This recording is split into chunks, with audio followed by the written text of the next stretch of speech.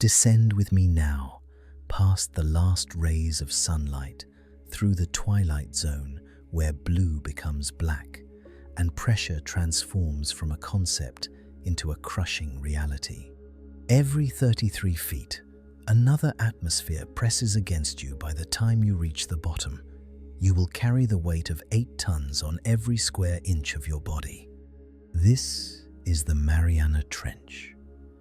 Nearly 7 miles below the Pacific surface lies Challenger Deep, a crescent-shaped scar in the Earth's crust so profound that if you placed Mount Everest at its floor, the mountain's peak would still rest beneath more than a mile of water. The temperature hovers just above freezing. The darkness is absolute, a void so complete that the very concept of light becomes meaningless. And yet, in this impossible realm, life persists. Ghostly fish with translucent flesh drift through the eternal night. Amphipods scavenge in waters that should, by every measure we understand, be sterile. Bacteria colonize the sediment, thriving on chemical energy in the absence of the sun. Evolution, it seems, refuses to acknowledge the boundaries we draw. We have mapped the surface of Mars with greater precision than our own ocean floor. 95% of Earth's underwater realm remains unexplored, a wilderness vaster and stranger than any frontier we have named. Tonight, we descend together into the deepest place on Earth. This is your 2-hour journey to the bottom of the world. Imagine standing at the edge of the ocean, the sun warm on your skin, the water glittering with a billion points of reflected light. Now imagine stepping off the edge of a vessel and beginning a descent that will take you further from the surface than any commercial airliner flies above it. You are about to enter the largest habitat on Earth, a realm so vast and so removed from human experience that we have given it a name borrowed from the ancient Greeks: the abyss, the bottomless place, the void without end. The Pacific Ocean stretches before you, deceptively calm, its surface a membrane between 2 worlds. Beneath that membrane lies a vertical wilderness 7 miles deep, a column of water so immense that it contains mountain ranges we have never climbed, canyons we have never mapped, and life forms we have never classified. This is the Mariana Trench, and tonight we descend into its heart. Your journey begins in the epipelagic zone, the sunlit layer that extends from the surface to approximately 200 meters below. This is the ocean as we know it, the ocean of postcards and documentaries, where light penetrates freely and photosynthesis fuels the base of the marine food web. Here, the water is warm, ranging from 20 to 25 degrees Celsius in tropical regions. Visibility can extend for dozens of meters.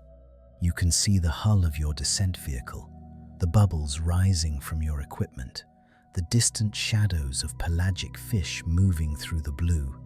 But even here, in this familiar realm, the physics of light and water have begun their quiet work of subtraction. Sunlight, that constant companion of terrestrial life, does not travel well through water. The moment it crosses the surface, it begins to disappear, absorbed and scattered by the molecules around it. And it does not disappear all at once. It disappears in stages, wavelength by wavelength, color by color, in a process as predictable as it is beautiful. Red light, with its long wavelength of approximately 700 nanometers, is the first to go. Within the first 10 meters of your descent, the reds have been absorbed almost entirely, converted into heat energy, and dispersed into the surrounding water. If you were to cut your hand at this depth, your blood would appear green or brown, not because it has changed, but because the light required to reveal its true color no longer exists here. The ocean has edited it out of the visible spectrum. Orange follows shortly after, absorbed within the first 20 to 30 meters. Then yellow, that warm and cheerful frequency, vanishes somewhere around 50 meters. You are descending through a prism in reverse, watching the world lose its warmth one hue at a time. The water around you shifts from turquoise to teal, from teal to a deep and penetrating blue. By 100 meters, you have crossed into what marine scientists call the dysphotic zone, the realm of insufficient light. Green wavelengths, those middle frequencies that once dominated the shallow waters, grow faint and then fade entirely. Only blue and violet remain, and even these are weakening with every meter you descend. The physics here is unforgiving. Water absorbs light exponentially, meaning that each additional meter removes a greater percentage of what remains. The ocean is not merely dark, it is actively consuming the light you brought with you. At 150 meters, you might notice something peculiar if you were to look upward. The surface, that boundary you crossed just minutes ago, now appears as a faint and distant glow, a memory of the sun filtered through an impossible depth of water. The blue around you has deepened to indigo, a color so rich and so heavy that it seems almost tangible, as though you could reach out and touch it. This is the last color the ocean will offer you. Below this point, even indigo surrenders to the dark. 200 meters. You have now left the epipelagic zone entirely and entered the mesopelagic, the twilight zone, a transitional realm between light and darkness that extends from 200 to 1,000 meters below the surface. The temperature has dropped noticeably, falling to somewhere between 10 and 15 degrees Celsius. The pressure has increased to 20 atmospheres, meaning that every square centimeter of your descent vehicle now bears the weight of 20 kilograms. If you were outside that vehicle, unprotected, your lungs would have collapsed long ago. The twilight zone earned its name from the quality of light that exists here. Not darkness, not illumination, but something in between, a perpetual dusk that never resolves into day or night. At the upper reaches of this zone, around 200 to 300 meters, a faint glow still penetrates from above, enough to silhouette objects against the lighter water overhead, but not enough to reveal their details. This is a world of shadows and suggestions, where predators have evolved to hunt by detecting the faintest disruptions in the ambient light. But even this meager illumination fades as you continue your descent. By 400 meters, the light from the surface has become negligible, detectable only by the most sensitive instruments. By 600 meters, it is gone entirely. You have crossed a threshold that few humans have ever witnessed. The death of sunlight, the point at which the star that governs all life on Earth's surface becomes irrelevant. From here onward, you descend in darkness. And yet, paradoxically, the twilight zone is not entirely dark. As your eyes adjust, as the last traces of surface light fade from your perception, you begin to notice something extraordinary. Flashes and glimmers in the water around you, pinpricks of blue and green light that appear and disappear like distant stars. This is bioluminescence, the production of light through chemical reactions within living organisms, and in the mesopelagic zone, it is everywhere. An estimated 90% of the creatures that live here possess the ability to generate their own light. They carry their own stars with them through the void. The chemistry of bioluminescence is elegant in its simplicity. A molecule called luciferin reacts with oxygen in the presence of an enzyme called luciferase, producing photons of light with almost no heat. Different species have evolved different variations of this system, producing light in shades of blue, green, and occasionally red. Some use their light to attract prey, dangling luminescent lures in the darkness like deep-sea anglers. Others use it to communicate with potential mates, flashing complex patterns that encode information about species, sex, and reproductive readiness. Still others use it defensively, ejecting clouds of glowing particles to confuse predators or illuminating their attackers to attract even larger predators in a desperate gambit for survival. But we must continue our descent. The Twilight Zone, for all its wonders, is merely a transitional space, a corridor between the world of light and the world of eternal night. Below you, beginning at 1,000 meters, lies the bathypelagic zone, the midnight zone, a realm so removed from the surface that the very concept of day and night becomes meaningless. Here, in this vast and silent darkness, you will spend the next several hours of your journey. 1,000 meters. You have now descended to a depth equivalent to the cruising altitude of small private aircraft, except in reverse. If you were to stack 3 Eiffel Towers on top of each other, you would only now be approaching the surface. The pressure outside your vessel has reached 100 atmospheres, 100 times the pressure at sea level. A human body exposed to this environment would be crushed almost instantaneously, the air in the lungs compressed to a fraction of its original volume, the tissues unable to withstand the relentless hydrostatic force. And yet, the creatures that live here experience no such distress. They have no air-filled cavities to compress, no rigid structures to crack under the pressure. Their bodies are composed largely of water, which is nearly incompressible, and their biochemistry has adapted over millions of years to function in this high-pressure environment. To them, 100 atmospheres is simply the weight of home. The temperature in the bathypelagic zone hovers between 2 and 4 degrees Celsius, barely above freezing, and it varies little throughout the year.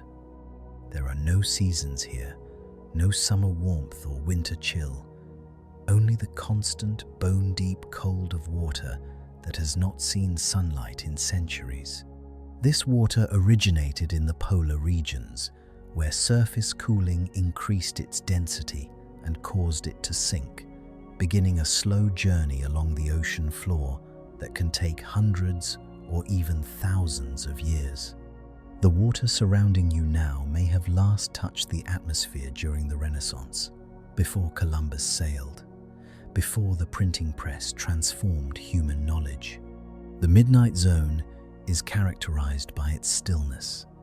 The currents here are weak, measured in centimeters per second rather than the meters per second common at the surface. The water moves, but it moves slowly, patiently, as though time itself has decelerated.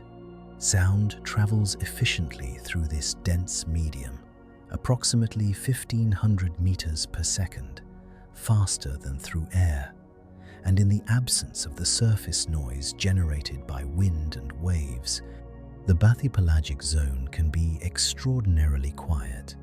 Scientists who have descended to these depths often describe the experience as profoundly isolating, a silence so complete that it becomes a presence in itself. At 2,000 meters, you pass the average depth of the global ocean. Most of the seafloor lies somewhere between 3,000 and 6,000 meters below the surface, a vast abyssal plain that covers more of Earth's surface than all the continents combined. But you are not descending to the average depth. You are descending to the extreme, to the deepest place on the planet, and you still have more than 8,000 meters to go. Consider for a moment the scale of what you are attempting.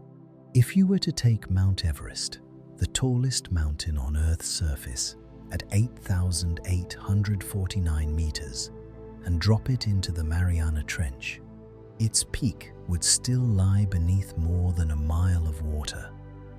The vertical distance you are traveling tonight exceeds the cruising altitude of commercial jetliners, which typically fly at 10 to 12,000 meters. You are descending through a column of water taller than the troposphere, the layer of atmosphere in which all weather occurs. And this vertical wilderness is not empty. It is populated at every level by organisms adapted to conditions that would seem impossible to surface life. In the bathypelagic zone, food is scarce, consisting primarily of marine snow, the constant, gentle rain of organic detritus that falls from the productive layers above. Dead phytoplankton, fecal pellets, shed mucus, the decomposing bodies of fish and invertebrates. All of this material sinks slowly through the water column, providing sustenance for the creatures below. It can take weeks for a particle of marine snow to travel from the surface to the bathypelagic zone, and much of its nutritional content is consumed or decomposed along the way. The organisms that live here survive on what remains, the scraps of a feast held miles above their heads. At 3,000 meters, you enter a realm that humans have visited only a handful of times. The pressure here exceeds 300 atmospheres. The darkness is absolute, unbroken by any trace of sunlight. The creatures you encounter, if you encounter any, will be unlike anything you have seen in the zones above.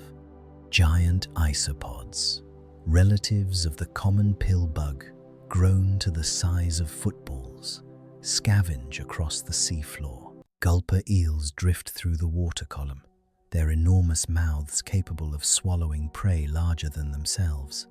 Vampyroteuthis infernalis, the vampire squid from hell, hovers in the darkness, its body covered in light-producing organs called photophores, its arms connected by a web of skin that it can invert to reveal rows of fleshy spines.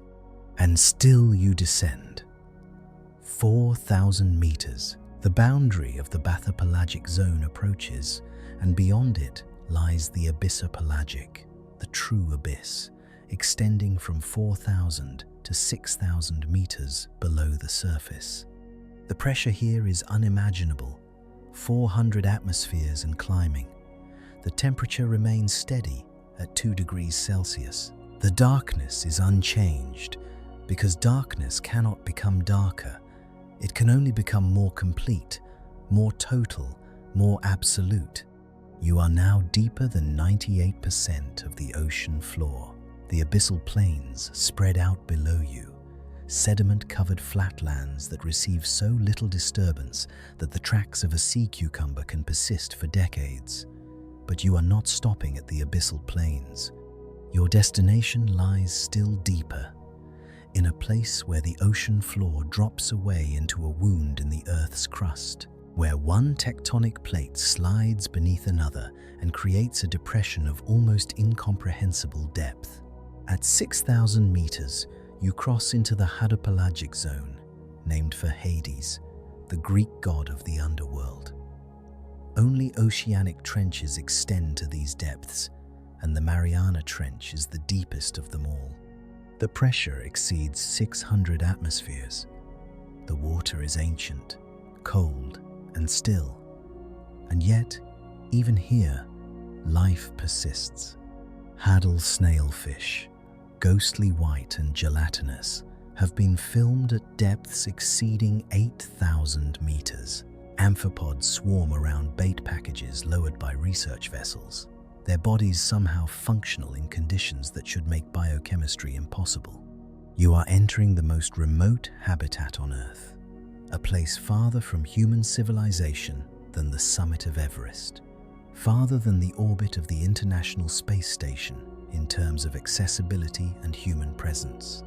The Challenger Deep awaits you at the bottom of this trench, nearly 11,000 meters below the surface, the deepest known point in the global ocean. The descent continues, 7,000 meters, 8,000. The pressure climbs past 800 atmospheres, past 900. The walls of the trench rise around you, invisible in the darkness but present, closing in as the seafloor drops away beneath your vessel. You are inside the Earth now, in a sense, descending through a crack in the planet's crust toward a point that lies closer to the mantle than to the surface world you left behind. And as you fall through this lightless void, this impossible depth, this silent and ancient darkness, consider what you are witnessing. A place on our own planet that we understand less than the surface of the moon, a wilderness more vast and more mysterious than any we have named. The ocean covers 71% of Earth's surface, and we have explored less than 5% of it. The rest remains unknown, unmapped, waiting in the darkness for those brave enough or curious enough to descend. Your journey to the bottom of the world has begun. The Challenger Deep lies below you, patient and eternal, indifferent to the passage of human time. And in the hours ahead, as you continue this descent into the heart of the planet, you will witness wonders that few have ever seen, and truths that science is only beginning to understand. The abyss awaits. At the surface of the ocean, you exist in a state of equilibrium with the atmosphere above you. The weight of the air column, stretching from sea level to the edge of space, presses down upon your body at approximately 101,000 pascals, a unit of pressure we have named 1 atmosphere. You do not feel this weight because you were born into it, because every cell in your body has evolved to function under precisely this amount of force. But make no mistake, you are being compressed at this very moment, squeezed by 10 metric tons of air distributed across every square meter of your skin. The atmosphere is not empty space. It is a physical substance with mass, and that mass is pressing against you constantly. Now imagine descending into the ocean. The moment you slip beneath the surface, you add the weight of water to the weight of air, and water, unlike air, is dense. A single cubic meter of seawater weighs approximately 1,025 kilograms, more than 1,000 times the density of the atmosphere at sea level. For every 10 meters you descend, you add another atmosphere of pressure to your body. At 10 meters, you experience 2 atmospheres.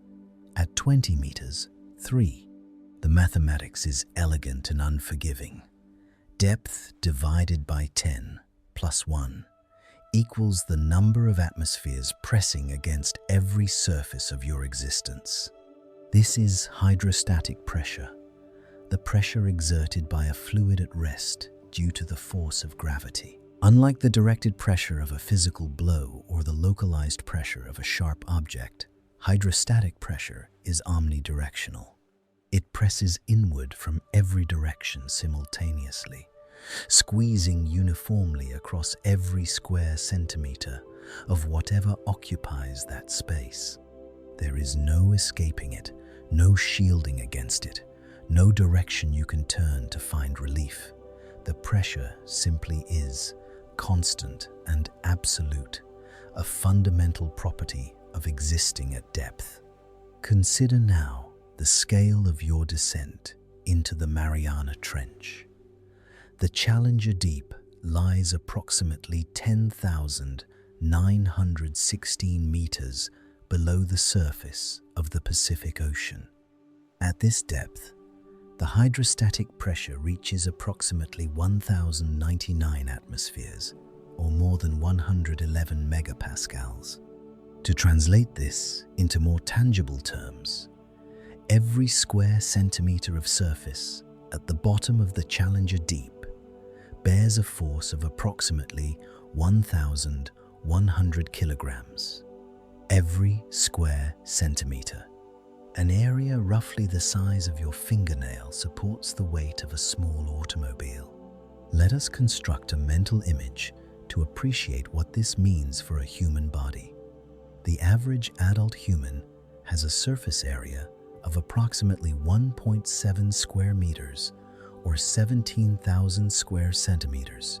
At the bottom of the Mariana Trench, the total force pressing against that surface area would exceed 18 million kilograms, or approximately 18,000 metric tons.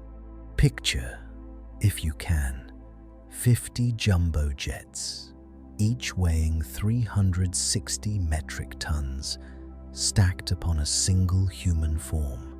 Picture the weight of the Eiffel Tower, all 10,000 tons of it, pressing down not from above, but from every direction at once, inward, compressing, crushing.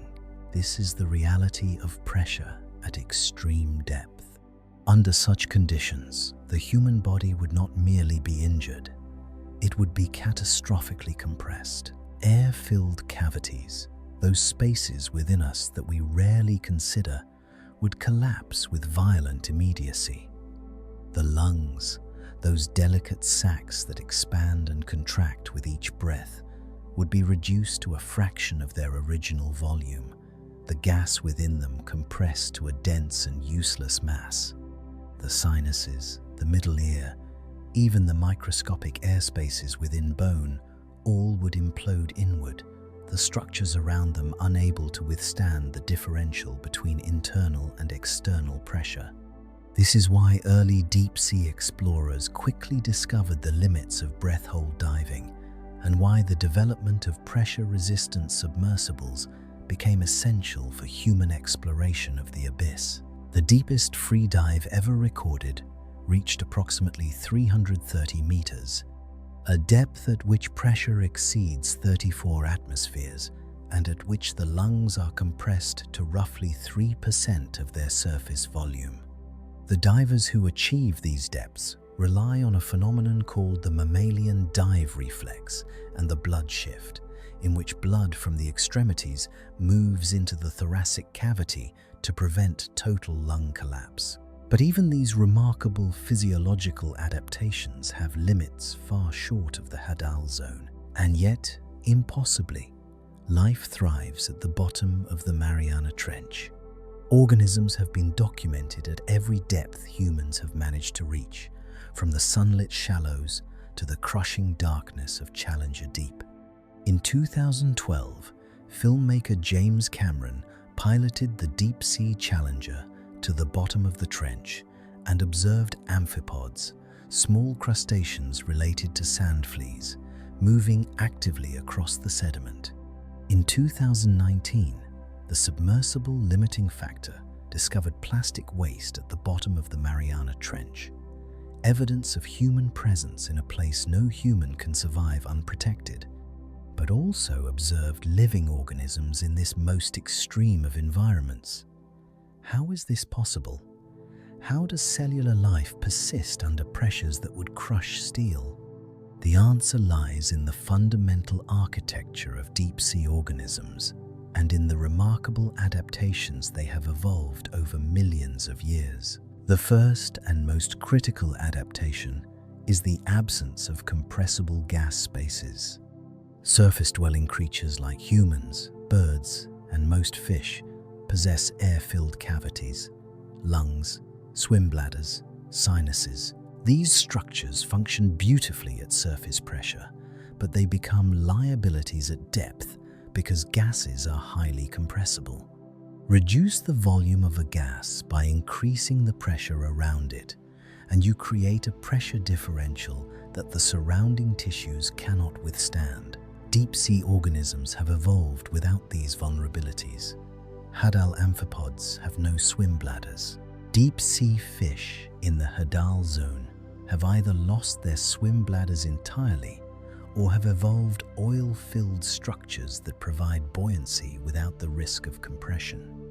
Their bodies are composed primarily of water and soft tissue, substances that are nearly incompressible.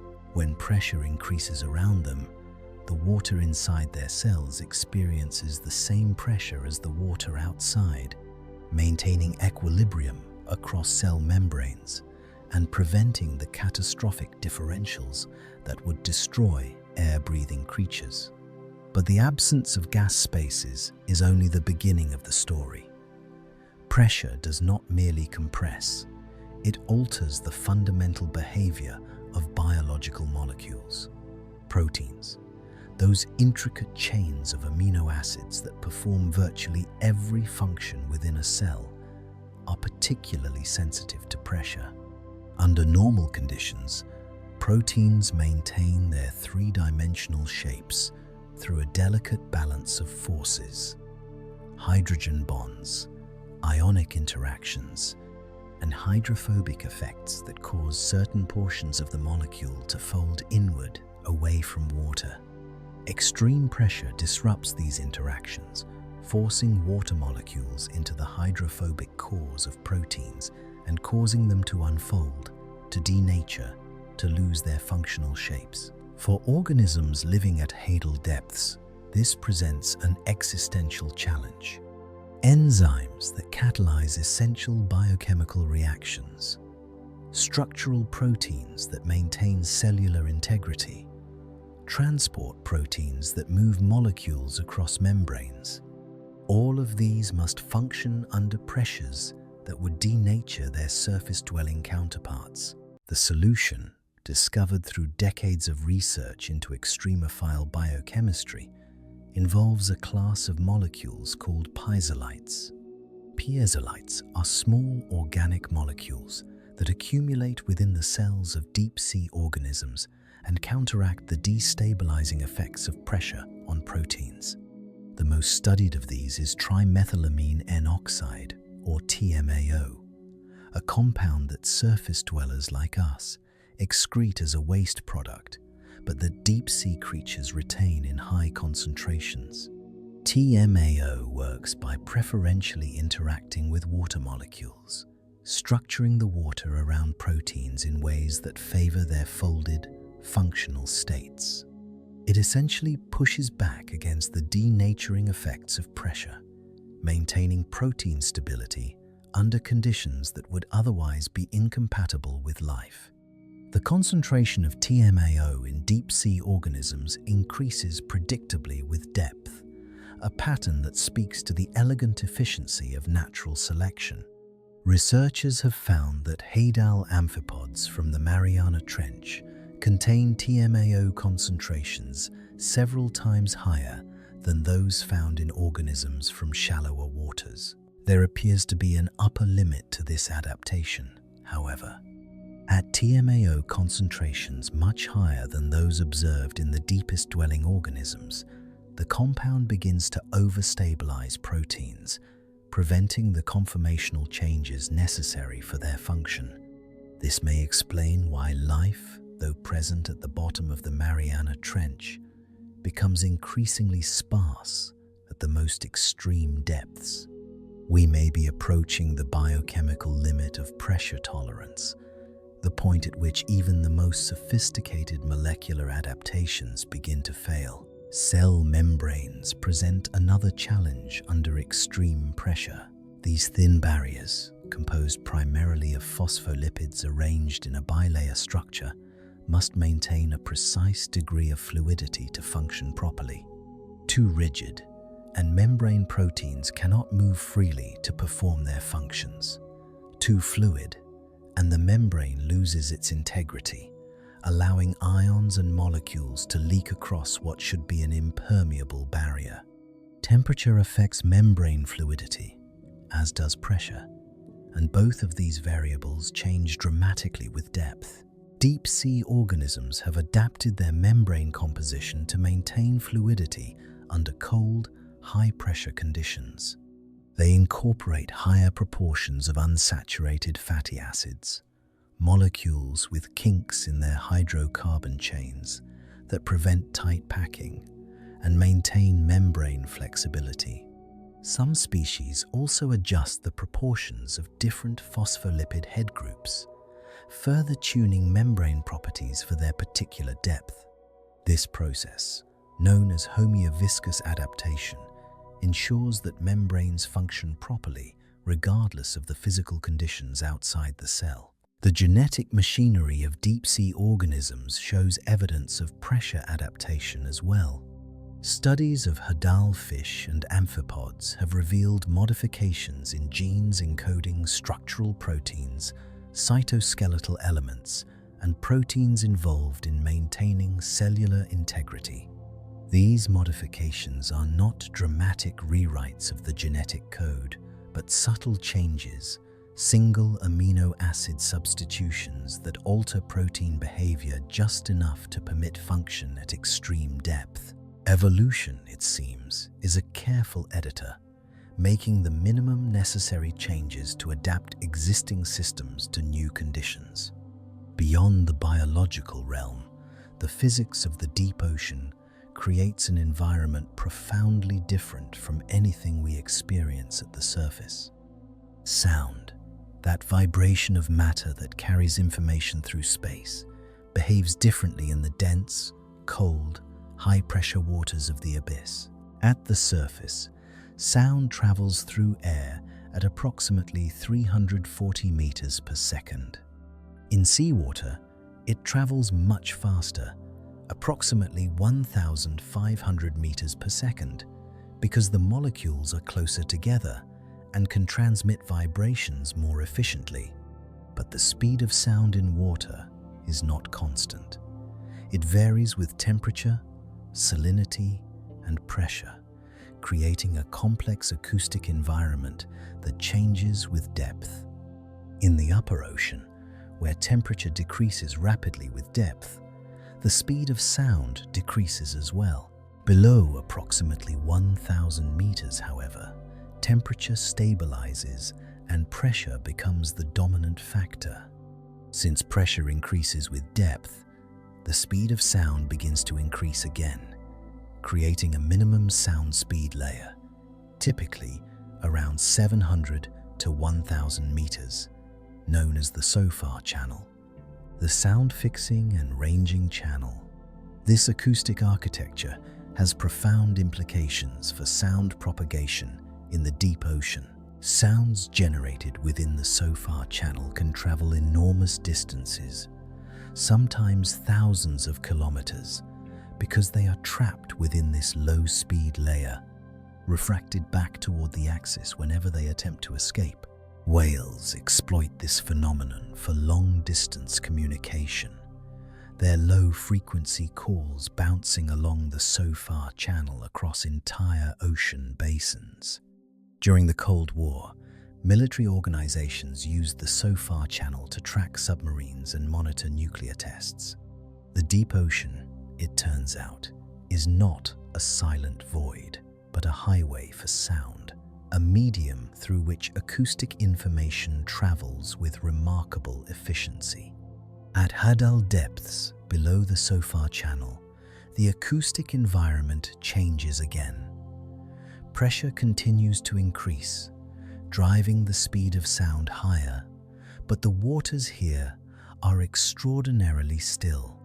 The absence of surface disturbance, the lack of currents strong enough to generate turbulence, the scarcity of biological activity, all of these factors combine to create an environment of profound acoustic quiet.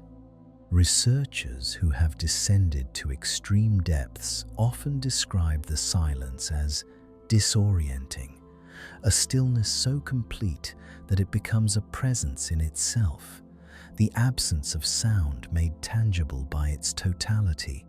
Yet even in this silence, sounds persist. The slow creaking of the Earth's crust as tectonic plates shift against one another, the distant rumble of underwater landslides and turbidity currents, the occasional click or call of a deep-sea organism communicating in the darkness. Sound travels so efficiently through this dense medium that events hundreds of kilometers away can be detected by sensitive instruments, their acoustic signatures carried through the water column with minimal attenuation.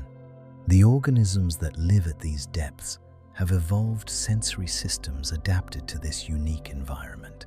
Many deep-sea fish possess well-developed lateral lines, sensory organs that detect pressure waves and water movement, allowing them to perceive their surroundings without light.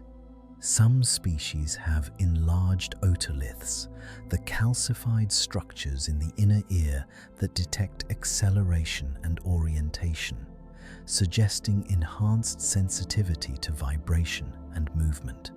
In a world without light, sound and pressure become the primary channels of environmental information, and organisms have evolved accordingly. As you continue your descent through this realm of crushing pressure and profound silence, consider the implications of what you have learned. The deep ocean operates under physical laws identical to those at the surface, the same physics, the same chemistry, the same biology. But the parameters are different. The variables push to extremes that transform familiar processes into something almost unrecognizable. Proteins must be stabilized against forces that would unfold them. Membranes must remain fluid under pressures that would solidify them. Sensory systems must function without the electromagnetic radiation that dominates perception at the surface. And yet, life persists. Life adapts. Life finds a way to exploit even the most hostile environments, to turn challenges into opportunities, to evolve solutions to problems that would seem insurmountable from the perspective of surface-dwelling organisms. The creatures of the Hadal Zone are not failed experiments clinging to existence at the margins of habitability. They are successful lineages, refined by millions of years of evolution, exquisitely adapted to conditions that we can barely comprehend. The pressure around you continues to build, atmosphere upon atmosphere, megapascal upon megapascal. The water grows denser, the silence more complete, the darkness more absolute. You are descending into a world governed by physical forces that would crush you in an instant. Yet life surrounds you, persistent and patient, thriving in conditions that define the limits of biological possibility. This is the weight of oceans. This is the physics of the deep. And this is only the beginning of what the abyss has to teach us about the resilience of life and the adaptability of evolution in the face of seemingly impossible challenges. The descent continues, deeper still, toward the very bottom of the world. 6,000 meters beneath the surface of the Pacific Ocean, you cross an invisible boundary, a threshold that separates the merely deep from the truly extreme. Above this line lies the abyssopelagic zone, the abyss, a realm of perpetual darkness and crushing pressure that nonetheless covers vast stretches of the ocean floor. Below this line lies something different, something rarer, something that exists only in the deepest gashes and trenches carved into the Earth's crust. You have entered the Hadal Zone, named for Hades, the ancient Greek god of the underworld, the ruler of the dead, the keeper of souls who would never again see the light of the sun. The naming is deliberate and evocative. In Greek mythology, Hades was not a place of fire and torment, but a realm of shadows, a cold and silent kingdom where the dead existed in a state of diminished consciousness, separated forever from the warmth and vitality of the living world. The poets described it as a place beyond the reach of sunlight, beyond the cycle of day and night, beyond the seasonal rhythms that governed life on the surface. When 19th century oceanographers began to explore the deepest trenches, they reached for this ancient metaphor to describe what they found. A world so removed from surface conditions, so alien to human experience, that it seemed to belong to a different cosmology entirely. The Hadal Zone is not a continuous layer like the zones above it. It exists only where the ocean floor drops below 6,000 meters, and such depths occur exclusively in oceanic trenches, those long, narrow depressions formed where tectonic plates converge and one slides beneath another in the process known as subduction. There are approximately 33 Hadal environments on Earth, representing less than 1/4% of the total ocean floor. Yet collectively, they contain unique ecosystems found nowhere else on the planet.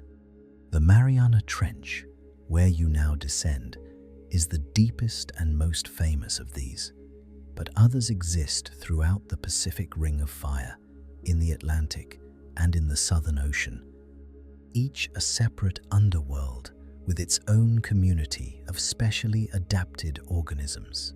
At 6,000 meters, you have already traveled far beyond the reach of sunlight. The aphotic zone, that realm of permanent darkness, began at approximately 1,000 meters. But here in the Hadal, the absence of light takes on a different quality. It is not merely dark. It is a darkness that has existed unbroken for millions of years. A darkness so complete and so enduring that it has shaped every aspect of the ecosystem within it. No photon from the sun has penetrated to these depths since the trench formed, and none ever will. The organisms that live here have evolved in total isolation from the energy source that powers virtually all life at the surface.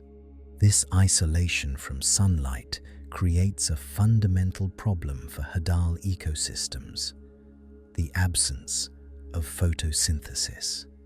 At the surface and throughout the upper ocean, photosynthetic organisms, primarily phytoplankton, capture the energy of sunlight and convert it into organic compounds through the process of carbon fixation. These primary producers form the base of marine food webs, their bodies consumed by zooplankton, which are consumed by small fish, which are consumed by larger predators, the energy of the sun passing from organism to organism through the ecosystem. But in the Hadal Zone, separated from the surface by vertical miles of water, photosynthesis is impossible. There is no local production of organic matter, no foundation of the food web growing in place. Instead, Hadal ecosystems depend almost entirely on organic material that originates elsewhere and sinks to the bottom. This material is known as marine snow, and it is the primary source of nutrition for nearly every organism in the deep sea. Marine snow is not a single substance, but a category of particles that includes dead phytoplankton and zooplankton. Fecal pellets produced by organisms in the water column above, shed mucus and other organic secretions, and the decomposing bodies of larger animals that have died and begun their long fall to the bottom. These particles aggregate as they sink, collecting bacteria and other microorganisms, growing larger and more complex as they descend through the water column. The journey of marine snow from surface to Hadal floor is measured not in hours but in weeks and months. A particle leaving the euphotic zone at the surface might take 50 days or more to reach the bottom of the Mariana Trench, and during that time, it is subject to continuous decomposition. Bacteria consume the most labile, most easily digestible components first, leaving behind increasingly refractory material as the particle sinks deeper.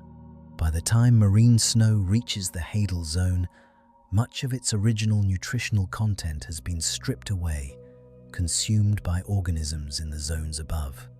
What remains is often less than 5% of the original organic matter, a meager remnant of the feast that began at the surface. This creates an environment of profound food limitation. The Hadal Zone is not merely dark and cold and high pressure, it is also hungry, a place where organic carbon is scarce and competition for food is intense. The organisms that survive here have evolved remarkable adaptations for extracting nutrition from minimal resources. Many Hadal amphipods, those small crustaceans that dominate the trench fauna, possess unusually efficient digestive systems capable of processing food with minimal waste. Some species can survive for extended periods without eating, their metabolism slowed to a fraction of the rate seen in surface organisms. Others have evolved to exploit rare windfalls, such as the carcasses of large animals that occasionally sink to the bottom, providing sudden and temporary abundance in an otherwise impoverished environment. Whale falls represent the most dramatic of these windfalls. When a great whale dies and its body sinks to the seafloor, it delivers a concentrated package of organic matter equivalent to centuries of marine snow accumulation. A single whale carcass can weigh 30 to 40 metric tons and contain enough nutrition to sustain a localized community of organisms for decades. The decomposition of a whale fall proceeds through distinct successional stages. First, the mobile scavengers, such as hagfish and sleeper sharks, remove the soft tissue. Then, enrichment opportunists colonize the organic-rich sediments around the skeleton. Finally, sulfur-philic bacteria establish themselves in the bones, metabolizing the lipids within and supporting a community of specialized invertebrates that can persist for 50 years or more.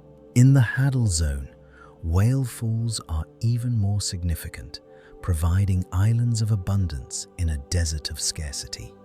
But marine snow and whale falls are not the only sources of energy in the Hadal Zone. In some trenches, including portions of the Mariana, chemosynthetic bacteria derive energy from chemical reactions rather than sunlight.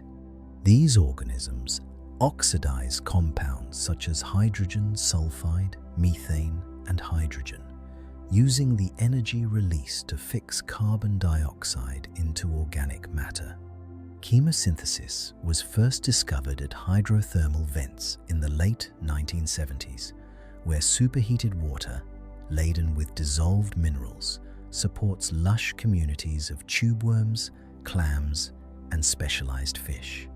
Similar processes occur at cold seeps, where methane and hydrogen sulfide percolate through the sediment, and in some Hadal trenches, where the subduction of organic-rich sediments releases reduced compounds that chemosynthetic bacteria can exploit. The discovery of chemosynthesis revolutionized our understanding of life's requirements. For over a century, biologists had assumed that all ecosystems ultimately depended on photosynthesis, that the sun was the universal engine powering all of life. Chemosynthetic communities demonstrated that this assumption was wrong, that life could flourish in complete independence from solar energy, sustained entirely by the chemical energy released from geological processes. This insight has profound implications for astrobiology, suggesting that life might exist in the subsurface oceans of icy moons like Europa and Enceladus, where sunlight never penetrates but chemical energy might be available at hydrothermal vents on the seafloor. The chemical environment of the Hadal Zone differs in other ways from the waters above. Oxygen, that molecule essential for aerobic respiration, is present even at the deepest depths, carried downward by the global thermohaline circulation that transports cold, oxygen-rich water from the polar regions to the bottom of the ocean basins. But the concentration of dissolved oxygen decreases with depth in many regions, creating oxygen minimum zones between approximately 200 and 1,000 meters where aerobic life is stressed. Below these minima, oxygen levels often recover, and the Hadal Zone typically contains sufficient oxygen to support aerobic organisms, though the metabolic rates of deep-sea creatures are so low that their oxygen demands are modest by surface standards. The chemistry of the water also reflects the immense timescales involved in deep ocean circulation. The water at the bottom of the Mariana Trench is old, having last exchanged gases with the atmosphere centuries ago. It carries the chemical signature of its polar origins, enriched in nutrients released from the decomposition of organic matter during its long journey through the deep ocean. Silicate concentrations are high, reflecting the dissolution of siliceous shells that sink from the surface. Carbonate chemistry is shifted toward undersaturation, meaning that calcium carbonate structures, such as shells and skeletons, tend to dissolve rather than persist. Organisms that build calcareous structures are rare in the Hadal Zone, not because of the pressure, but because the chemistry of the water works against them. As you continue your descent through the Hadal Zone, the topography around you begins to change. The abyssal plains above were characterized by their flatness, vast sediment-covered expanses with minimal relief. But trenches are different.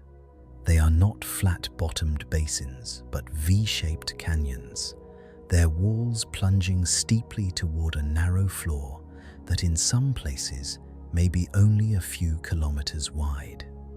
The Mariana Trench itself stretches for approximately 2,500 kilometers in length, but averages only 69 kilometers in width.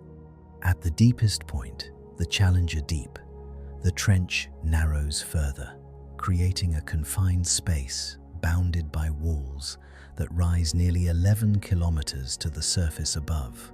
The walls of the trench are not smooth.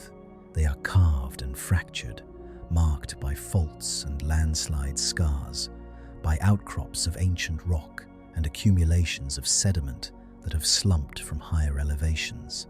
The subduction process that created the trench continues to deform it, generating earthquakes that trigger underwater landslides and turbidity currents. Flows of sediment-laden water that rush down the trench walls at high speed, scouring the substrate and redistributing material across the seafloor. These disturbance events are infrequent on human timescales, but common on geological ones, and they shape the physical environment of the Hadal Zone in ways that influence the distribution and abundance of organisms. The sediments at the bottom of the trench tell the story of this dynamic environment. They are not uniform, but layered, recording the history of deposition events over thousands and millions of years. Some layers are fine-grained, representing the slow accumulation of marine snow and wind-blown dust. Others are coarse and poorly sorted, the deposits of turbidity currents that swept down the trench walls carrying material from shallower depths. Still others contain volcanic ash, evidence of eruptions from the volcanically active regions surrounding the Pacific Basin. By studying these sediment layers, scientists can reconstruct the geological and biological history of the trench, reading the record of past events preserved in the mud. The organisms that inhabit this environment must cope not only with pressure, darkness, cold, and food scarcity, but also with the physical instability of the trench itself. Hadal amphipods are highly mobile, capable of swimming actively through the water column and relocating when conditions become unfavorable. Hadal fish, though less common, display similar mobility. The sessile organisms, those that attach to hard substrates, are concentrated on the rocky outcrops of the trench walls, where they are somewhat protected from the burial events that periodically smother the sediment-covered floor. Life in the Hadal Zone is life on the edge, adapted to an environment that is harsh under the best of circumstances and subject to catastrophic disturbance without warning. At 8,000 meters, you have descended below the depth of all but the most extreme Hadal environments. The pressure exceeds 800 atmospheres. The temperature hovers just above freezing. The darkness is absolute, unrelieved by any trace of bioluminescence, for even the light-producing organisms become rare at these depths. You are now deeper than the height of Mount Everest, deeper than the cruising altitude of commercial aircraft, deeper than any environment that surface-dwelling creatures were ever meant to experience. And yet the trench continues downward. Below you, the walls converge toward the Challenger Deep, that narrow slot at the bottom of the world where the seafloor reaches its maximum depth. The sediments there are soft and fine-grained, accumulated over millions of years from the rain of marine snow and the occasional pulse of turbidity current. Single-celled organisms, foraminifera with shells of organic material rather than calcium carbonate, are abundant in these sediments, their populations sustained by the trickle of organic matter from above. Bacteria thrive in the mud, processing the limited nutrients available and forming the base of a microbial food web that supports the larger organisms of the Hadal Zone. This is the realm where sunlight dies, not dramatically, not in a moment of transition, but through a process of gradual attenuation that began at the surface and reaches its ultimate conclusion here, in the deepest darkness on Earth. The energy that drives surface ecosystems, that powers photosynthesis and warms the upper ocean and creates the gradients of temperature and light that structure marine communities, is utterly absent. In its place is a world sustained by falling particles, by ancient chemical energy, by the slow metabolism of organisms adapted to scarcity and cold. The Hadal Zone challenges our intuitions about what it means to be alive. We are creatures of the sun, our biology tuned to the rhythms of day and night, our ecosystems dependent on the constant input of solar energy. To encounter a world that has evolved in complete independence from this energy source is to recognize the limits of our perspective, to understand that life is more flexible, more adaptable, more persistent than our surface-bound experience would suggest. You continue to descend, the walls of the trench narrowing around you, the seafloor approaching at last.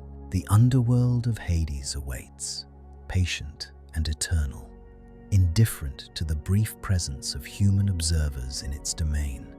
And in the darkness below, in the sediments, and on the rocky outcrops, and in the water column itself, life persists, thriving in conditions that would seem to preclude existence, demonstrating once again that wherever there is energy, wherever there is water, wherever the chemistry permits, life will find a way to endure. Beneath your feet, at this very moment, the earth is in motion. Not the familiar motion of rotation, that daily spin that carries us from dawn to dusk, but a deeper, slower movement, a restless shifting of the planet's outer shell that has been ongoing for billions of years. The ground you stand upon, the continents you have named, the ocean floors you have mapped, all of it is moving, drifting across the surface of the Earth at rates measured in centimeters per year, driven by forces originating hundreds of kilometers below in the planet's molten interior. This is plate tectonics, the grand unifying theory of geology, and it is responsible for the feature you are now descending toward, the Mariana Trench, the deepest wound on Earth's surface. To understand the trench, you must first understand the structure of the Earth itself. Our planet is not a uniform sphere, but a layered body, differentiated by density and composition into distinct shells. At the center lies the inner core, a solid ball of iron and nickel approximately 1,200 kilometers in radius, where temperatures exceed 5,000 degrees Celsius and pressures reach over 300 gigapascals. Surrounding this is the outer core, a liquid layer of molten iron that generates Earth's magnetic field through convective motion. Above the core lies the mantle, a thick shell of silicate rock nearly 3,000 kilometers deep, and above the mantle lies the crust, that thin veneer of rock upon which all terrestrial life exists. But the boundaries that matter most for tectonics are not the compositional boundaries between core, mantle, and crust. They are the mechanical boundaries that separate rock behaving rigidly from rock behaving plastically. The outermost 100 kilometers or so of the Earth, encompassing the crust and the uppermost mantle, behaves as a rigid shell called the lithosphere. Below the lithosphere lies the asthenosphere, a region of the mantle where temperatures and pressures combine to allow rock to flow slowly over geological timescales, deforming like extremely viscous putty rather than fracturing like the brittle lithosphere above. The lithosphere is not continuous. It is broken into approximately 15 major plates and numerous smaller ones, each moving independently across the surface of the asthenosphere below. These plates carry the continents and ocean floors with them, their movements driven primarily by convective currents in the mantle that transfer heat from the deep interior toward the surface. Where plates move apart, new lithosphere forms from magma rising to fill the gap. Where plates slide past one another, earthquakes mark the grinding of rock against rock. And where plates converge, where they collide and one is forced beneath another, trenches form. The Mariana Trench exists because of a convergent boundary between two oceanic plates, the Pacific Plate and the Mariana Plate. The Pacific Plate is enormous, the largest tectonic plate on Earth, covering approximately 103 million square kilometers of the planet's surface. It underlies most of the Pacific Ocean and carries with it the accumulated sediments and volcanic rocks of over 180 million years of geological history. The Mariana Plate is far smaller, a microplate situated between the Pacific Plate to the east and the Philippine Sea Plate to the west, bearing the Mariana Islands and the surrounding seafloor. At the boundary between these two plates, the Pacific Plate is being subducted, forced downward beneath the Mariana Plate and driven into the mantle below. This process is not violent in the human sense. It occurs at rates of several centimeters per year, roughly the speed at which your fingernails grow. But over millions of years, this slow-motion collision has dramatic consequences. The descending Pacific Plate bends downward as it enters the subduction zone, creating a deep depression in the ocean floor where the plate begins its descent. This depression is the Mariana Trench, a scar in the Earth's crust, marking the place where lithosphere returns to the mantle from which it originally came. The geometry of the trench reflects the physics of subduction. As the Pacific Plate approaches the boundary, it begins to flex downward, creating a gentle depression called the outer rise, several hundred kilometers east of the trench axis. This flexure produces tensional stresses in the upper portion of the plate, generating normal faults that cut through the oceanic crust and upper mantle. As the plate continues westward, it bends more sharply, descending into the trench at angles that typically range from 30 to 60 degrees.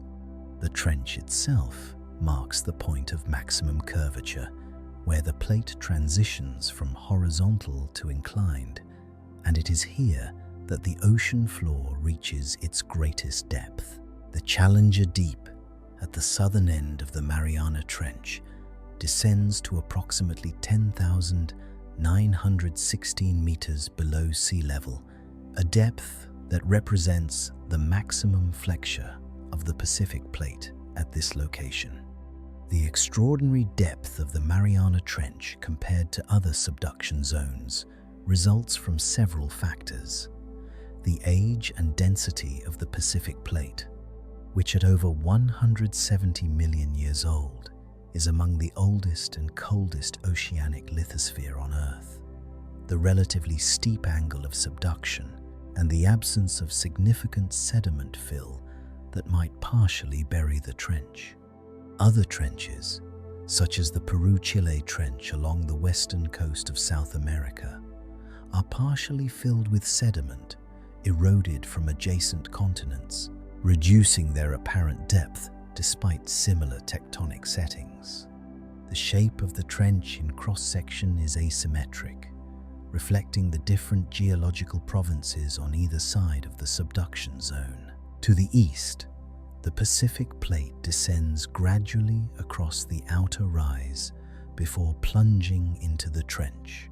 The seafloor here is ancient oceanic crust, formed at mid-ocean ridges far to the east and carried westward over millions of years, accumulating a blanket of sediment that thickens toward the trench as it approaches its final destination. To the west, the overriding Mariana Plate is younger and more complex, its surface shaped by volcanic activity, back arc spreading, and the tectonic compression associated with the subduction process itself. As the Pacific Plate descends into the mantle, it does not simply disappear. It remains coherent for hundreds of kilometers, a slab of cold, dense lithosphere sinking through the hotter, more buoyant mantle around it. Seismic tomography, the technique of using earthquake waves to image the Earth's interior, has revealed these subducting slabs extending deep into the mantle, sometimes reaching the boundary between the upper and lower mantle at approximately 660 kilometers depth, sometimes penetrating even deeper toward the core mantle boundary. The Mariana Slab is among the most clearly imaged, a tilted sheet of cold material extending westward beneath the Philippine Sea, its path marked by the earthquakes that occur as it deforms under the stresses of subduction. These earthquakes define what seismologists call the Wadati-Benioff zone, a planar distribution of seismic activity that traces the upper surface of the descending slab. Earthquakes in the Wadati-Benioff zone occur at depths ranging from near the surface to over 600 kilometers, far deeper than earthquakes occur anywhere else on Earth. The shallow earthquakes, those within the upper 70 kilometers, result from the brittle fracture of cold rock under stress. The intermediate and deep earthquakes, those below 70 kilometers, occur under conditions where rock should be too hot and too plastic to fracture, and their mechanism remains a subject of active research. Some scientists propose that they result from the sudden transformation of minerals to denser phases, a process that releases energy and generates seismic waves similar to those produced by conventional faulting. The subduction of the Pacific Plate has consequences that extend far beyond the trench itself. As the slab descends, it carries with it water bound within hydrous minerals, water that was incorporated into the oceanic crust during its formation and subsequent alteration at mid-ocean ridges. At depths of approximately 100 to 150 kilometers, increasing temperature and pressure cause these minerals to break down, releasing their water into the overlying mantle wedge. This water lowers the melting point of the mantle rock, triggering partial melting and the generation of magma that rises toward the surface. This magma is the source of the volcanic arc that parallels the Mariana Trench to the west, the Mariana Islands. These islands, including Guam, Saipan, and the active volcanoes of the Northern Arc, are built from the accumulated eruptions of subduction-related volcanism over millions of years. The composition of arc magmas differs from that of mid-ocean ridge basalts, reflecting the influence of subducted sediments and oceanic crust on the melting process. Arc volcanoes tend to erupt more explosively than their mid-ocean ridge counterparts, producing the stratovolcanoes and calderas that characterize volcanic arcs worldwide. The Mariana Arc is part of a much larger system of subduction zones, volcanic arcs, and associated geological features that encircles the Pacific Ocean. This system is known as the Ring of Fire, a name that evokes the intense volcanic and seismic activity concentrated along Pacific margins. The Ring of Fire includes the volcanic arcs of Japan, the Philippines, Indonesia, New Zealand, and the western coasts of North and South America, along with the trenches that mark the corresponding subduction zones. Approximately 75% of the world's active volcanoes are located along the Ring of Fire, and approximately 90% of the world's earthquakes occur there, a consequence of the tectonic forces driving the Pacific Plate and its neighbors toward their ultimate recycling in the mantle. The concept of recycling is central to understanding the significance of subduction zones. The Earth's lithosphere is not permanent. It is created at mid-ocean ridges and destroyed at subduction zones, participating in a grand cycle that has operated for billions of years. At mid-ocean ridges, magma rises from the mantle, cools, and forms new oceanic crust, which then spreads away from the ridge axis as newer crust forms behind it. This process, seafloor spreading, adds approximately 3 square kilometers of new lithosphere to the Earth's surface each year. But the Earth is not expanding. The creation of new lithosphere at ridges must be balanced by the destruction of old lithosphere elsewhere. Subduction zones provide that balance, returning aged oceanic crust to the mantle at roughly the same rate it is created. This cycle has profound implications for the chemistry of the Earth's surface and interior. The oceanic crust that forms at mid-ocean ridges is altered by interaction with seawater, incorporating water, carbon dioxide, and other volatile compounds into its mineral structure. Sediments accumulate on the sea floor, concentrating elements extracted from seawater and delivered by rivers from the continents. When this material is subducted, it carries these elements into the mantle, influencing the composition of magmas generated at volcanic arcs and contributing to the long-term chemical evolution of the Earth's interior. Hydrothermal vents provide a dramatic illustration of the chemical exchange between the ocean and the lithosphere. At mid-ocean ridges and in some back-arc basins, seawater circulates through cracks in the oceanic crust, penetrating kilometers below the seafloor before being heated by proximity to magma chambers and expelled back into the ocean. This heated water, which can reach temperatures exceeding 400 degrees Celsius, carries with it dissolved metals and sulfur compounds leached from the surrounding rock. When it meets the cold seawater above, these compounds precipitate, forming the distinctive black smoker chimneys and metallic sulfide deposits that characterize hydrothermal vent fields. The Mariana Arc and Back Arc region host numerous hydrothermal systems, including vents on the volcanic seamounts of the Northern Arc and in the Mariana Trough, the Back Arc basin that is spreading apart behind the volcanic front. These systems support chemosynthetic ecosystems independent of sunlight. Communities of bacteria, tube worms, shrimp, and fish that derive energy from the oxidation of hydrogen sulfide and other reduced compounds. They also concentrate valuable metals, including copper, zinc, gold, and silver, in deposits that have attracted interest from mining companies seeking new sources of these materials. The minerals precipitated at hydrothermal vents and accumulated in seafloor sediments are eventually subducted, along with the oceanic crust that carries them. In this way, elements that were extracted from the mantle at mid-ocean ridges and modified by interaction with the ocean are returned to the deep earth, completing a cycle that operates over hundreds of millions of years. Some of this material is recycled relatively quickly, incorporated into arc magmas, and erupted at volcanoes within a few million years of subduction.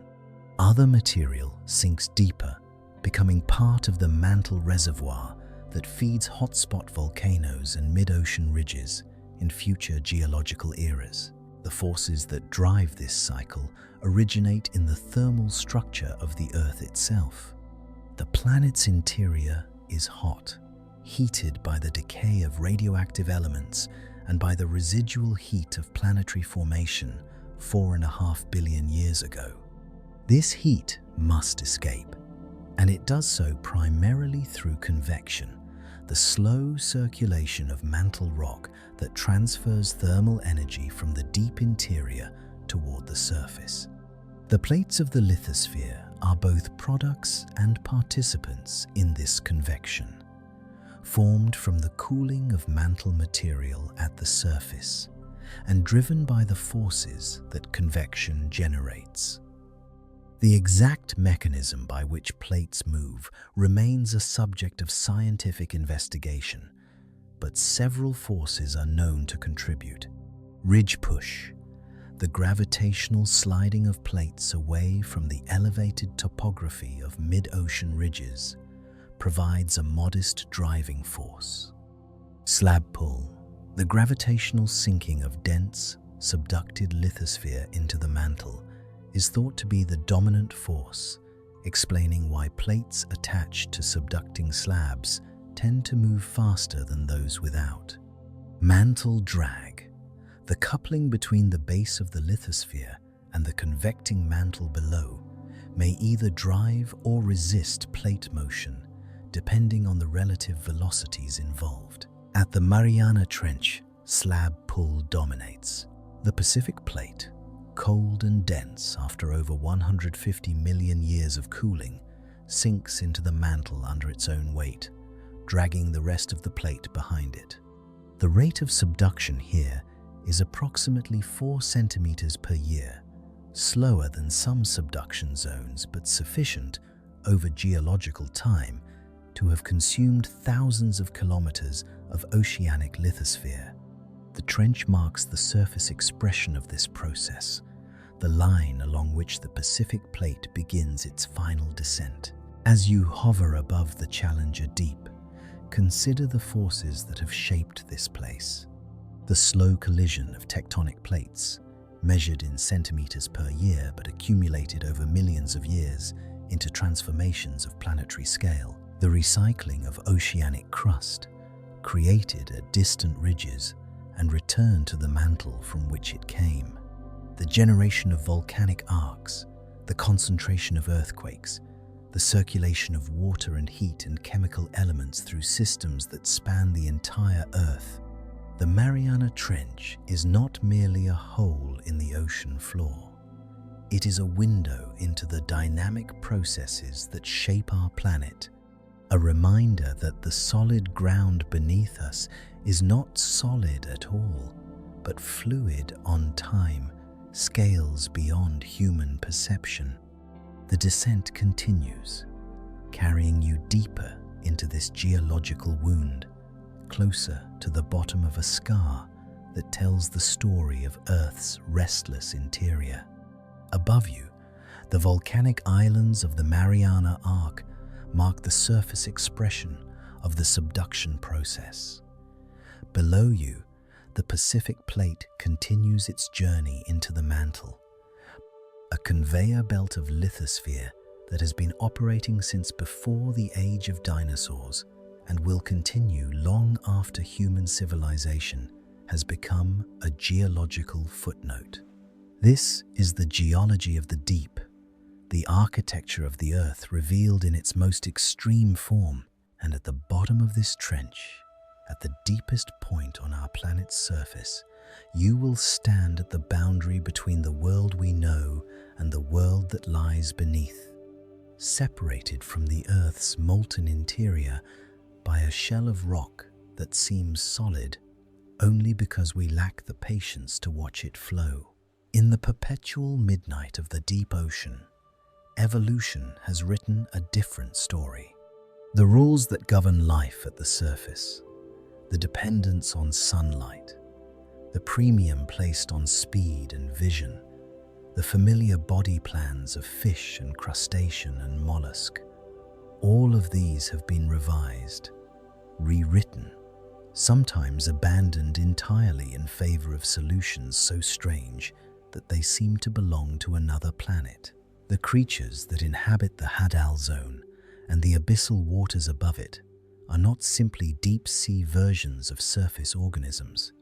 They are the products of millions of years of adaptation to an environment so extreme that it has forced biology to reinvent itself from the cellular level upward. Consider first the most obvious challenge: the absence of light. At the surface, vision dominates the sensory world of most animals. Eyes evolved early in the history of complex life and have been refined over hundreds of millions of years into organs of extraordinary precision and sensitivity. But eyes are useless in darkness, and the deep ocean has been dark since before the first fish evolved, since before the first eyes opened on this planet. The organisms that colonized the abyss faced a choice: adapt their vision to function in near total darkness, develop alternative sensory systems, or abandon sight altogether. Different lineages have pursued different strategies. Some deep-sea fish have evolved enormous eyes, sensitive enough to detect the faintest traces of bioluminescent light produced by other organisms. The barrel-eye fish possesses tubular eyes that point upward through a transparent, fluid-filled dome on its head, optimized for spotting the silhouettes of prey against the dim glow filtering down from above. Other species have taken the opposite approach, reducing their eyes to vestigial structures or losing them entirely. The Hadal snailfish, dwelling at depths exceeding 8,000 meters, has eyes so reduced that they are functionally useless. The fish instead relying on other senses to navigate and find food in the eternal darkness. But the deep ocean is not entirely without light. It possesses its own illumination, produced not by the sun, but by the organisms themselves. Bioluminescence, the production of light through chemical reactions within living cells, is remarkably common in the deep sea, exhibited by an estimated 76% of marine organisms between the mesopelagic and bathypelagic zones. This biological light serves myriad purposes: attracting prey, communicating with potential mates, startling predators, and illuminating the surrounding environment for hunting. In a world without sunlight, life has learned to make its own. The anglerfish represents perhaps the most famous example of bioluminescent predation. These bizarre fish, belonging to the order Lophiiformes, possess a modified dorsal spine that extends from the head like a fishing rod, tipped with a fleshy lure called the esker. Within this lure dwell symbiotic bacteria of the genus Photobacterium, organisms that produce light through the oxidation of luciferin, providing the anglerfish with a glowing beacon that attracts curious prey in the darkness. The anglerfish itself is a study in deep-sea adaptation. A massive head dominated by an enormous upward-facing mouth lined with needle-sharp teeth, a body reduced to little more than a digestive system, and skin so dark that it absorbs virtually all light, rendering the fish invisible except for its luminous lure. The deep-sea dragonfish has evolved an even more sophisticated approach to bioluminescent hunting. These elongated predators, belonging to the family Stomiidae, possess rows of photophores along their bodies that produce blue-green light, the most common color of bioluminescence, and the wavelength that travels farthest through seawater. But some dragonfish species have evolved an additional capability. They produce red light from specialized photophores located beneath their eyes. Red light is extremely rare in the deep sea, and most deep-sea organisms cannot see it, their eyes adapted only to the blue-green wavelengths that dominate the bioluminescent environment. This gives red light-producing dragonfish a kind of biological night vision, allowing them to illuminate their prey without being detected, a private spotlight in a world of blue. The biochemistry of deep-sea vision reflects these adaptations. The photoreceptor proteins in the eyes of most deep-sea fish are tuned to blue wavelengths, maximizing sensitivity to the dominant colors of bioluminescence. Some species possess multiple visual pigments, expanding their range of color perception. Others have evolved reflective structures behind their retinas, called tappeta lucida, that bounce light back through the photoreceptors, effectively doubling the chance of detecting each photon. Every photon matters in an environment where light is precious beyond measure. Beyond vision, the deep sea has driven evolution in unexpected directions regarding body size. Two seemingly contradictory phenomena occur at depth: gigantism and dwarfism, sometimes within closely related groups of organisms. Understanding why some deep-sea creatures grow to enormous sizes while others remain tiny requires examining the unique constraints and opportunities of the abyssal environment. Deep-sea gigantism, sometimes called abyssal gigantism, refers to the tendency of certain deep-sea species to grow much larger than their shallow water relatives. The giant isopod, Bathynomus giganteus, exemplifies this phenomenon. While coastal isopods typically measure a few centimeters in length, giant isopods can exceed 40 centimeters, their bodies armored with overlapping plates that give them an appearance reminiscent of prehistoric trilobites. Giant squid and colossal squid reach lengths of over 12 meters, their eyes the size of dinner plates, the largest eyes in the animal kingdom. Giant amphipods in Hadal trenches grow to lengths exceeding 30 centimeters, dwarfing their shallow water cousins that measure mere millimeters. Several hypotheses have been proposed to explain this gigantism.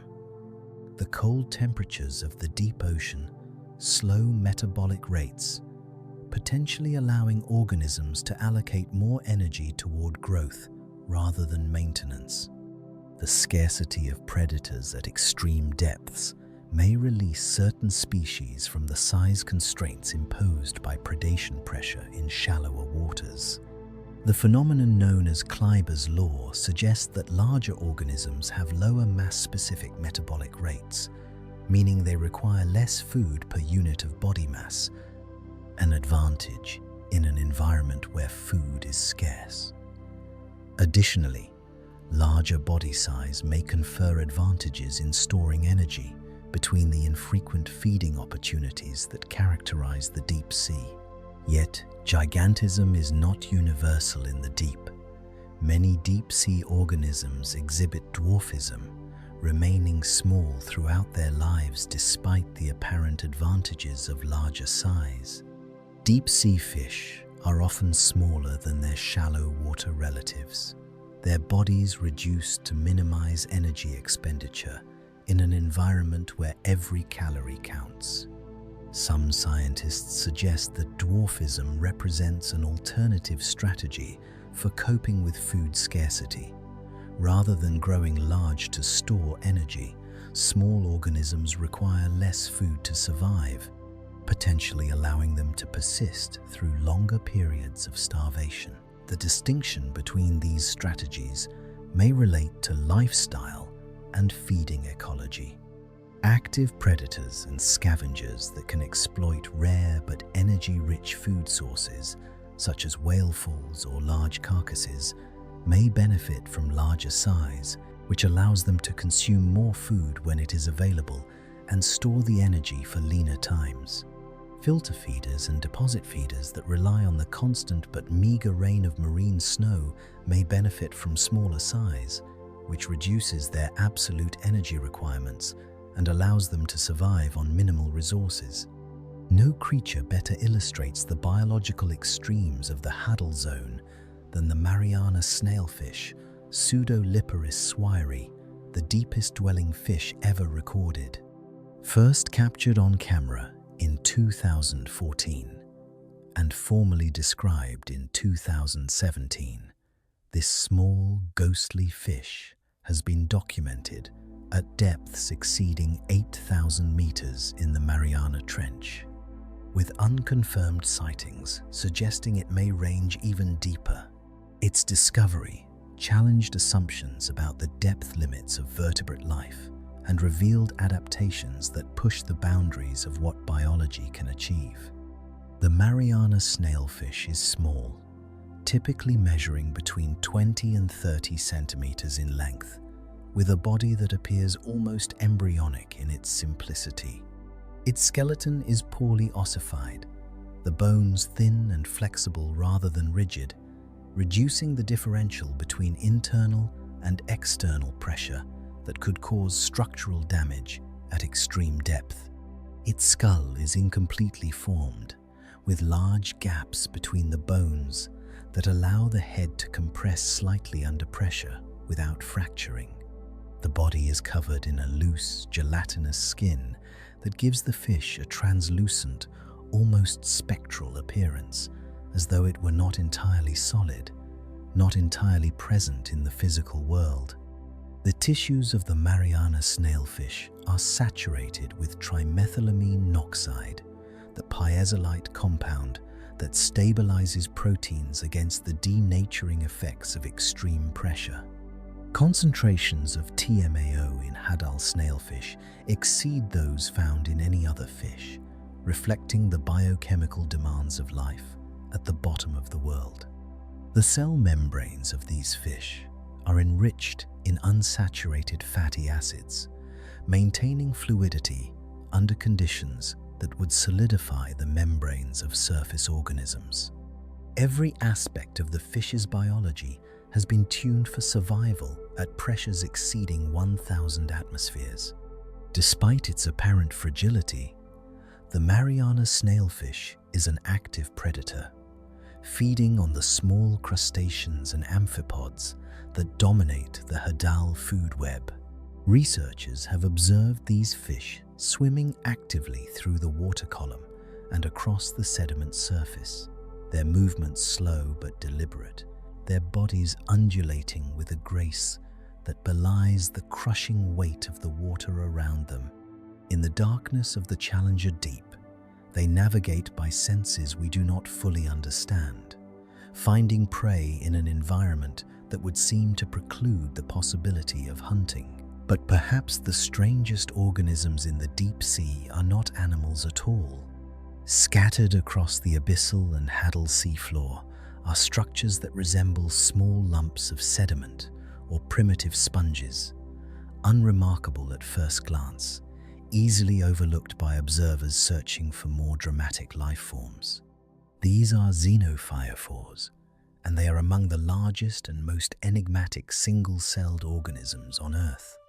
Xenophyrophores belong to the foraminifera, a group of amoeboid protists that typically produce shells of calcium carbonate and measure less than a millimeter in diameter.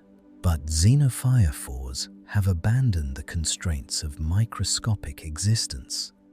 Individual xenophyrophores can grow to diameters exceeding 20 centimeters, their bodies constructed not from calcium carbonate, but from agglutinated particles of sediment, sponge, spicules, and the shells of other organisms, all bound together by a network of cytoplasm that branches and anastomoses through the structure like the roots of a tree through soil. The body plan of a xenophyrophore is difficult to comprehend for organisms accustomed to thinking in terms of cells and tissues. There is no central nucleus, no discrete organs, no clear boundary between the organism and its environment. The cytoplasm flows through branching tubes called granulae, extending outward to engulf food particles and retract them into the interior for digestion. The test, the external structure that gives the xenophyrophore its shape, is not a shell in the conventional sense, but a scaffold constructed from whatever materials are available, a house built from the detritus of other lives. Despite their apparent simplicity, xenophyrophores play important ecological roles in the deep sea environment. Their tests provide habitat for smaller organisms, creating islands of structural complexity on otherwise featureless sediment plains. Some species accumulate barium and other heavy metals in their cytoplasm, potentially influencing the geochemistry of the surrounding environment. Their feeding activities may affect the distribution and burial of organic matter in deep-sea sediments, contributing to the cycling of carbon in the abyssal ecosystem. Xenophyrophores are particularly abundant in Hadal trenches, where they can dominate the visible fauna on the seafloor. In some areas of the Mariana Trench, xenophyrophores cover over 10% of the sediment surface, their lumpy forms creating a textured landscape that provides shelter for amphipods, nematodes, and other small organisms. They are the forests of the abyss, the foundational species upon which other life depends, and they accomplish this role with nothing more than a single cell stretched to impossible dimensions. The biology of the deep sea challenges our definitions of life itself. What does it mean to be an organism when your body is a network of cytoplasm flowing through a house of borrowed particles? What does it mean to see when your eyes are tuned to wavelengths that do not exist in sunlight? What does it mean to survive when the conditions around you would crush, dissolve, or freeze any surface organism in moments? The creatures of the Hadal Zone offer no easy answers to these questions. They simply exist, products of evolutionary processes that have been running since long before humans evolved, optimized for an environment that humans can visit only briefly and at enormous expense. They remind us that life is not constrained by our expectations, that biology can solve problems in ways that seem impossible until they are observed, that the boundaries of the living world extend far beyond the sunlit surface we call home. As you continue your descent toward the bottom of the Mariana Trench, you pass through a biological wonderland that rivals any science fiction imagining. Translucent fish with gelatinous bodies drift through the darkness. amphipods the size of rabbits scavenge across the sediment. Giant amoebas construct cities from the remains of the dead. And everywhere, in the water column and on the sea floor and within the sediments themselves, microbial life persists, the foundation upon which this entire alien ecosystem rests. These are the creatures of the darkness, the extremophiles that have made their peace with conditions that would annihilate surface life. They have been here for millions of years, evolving in isolation from the sunlit world above, developing solutions to problems that surface organisms never face. And they will be here long after this descent is complete, long after human curiosity turns to other frontiers, continuing their ancient dance in the eternal darkness of the deep. The abyss is not empty. It is full of life, strange and wonderful, and utterly unlike anything that walks or swims or flies in the world we know.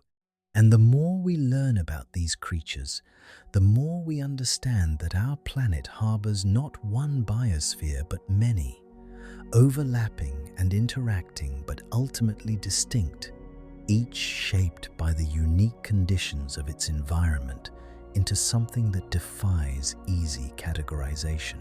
The darkness below holds wonders we have only begun to discover, and with each descent, each observation, each specimen brought to the surface for study, we expand our understanding of what life can be and where it can thrive.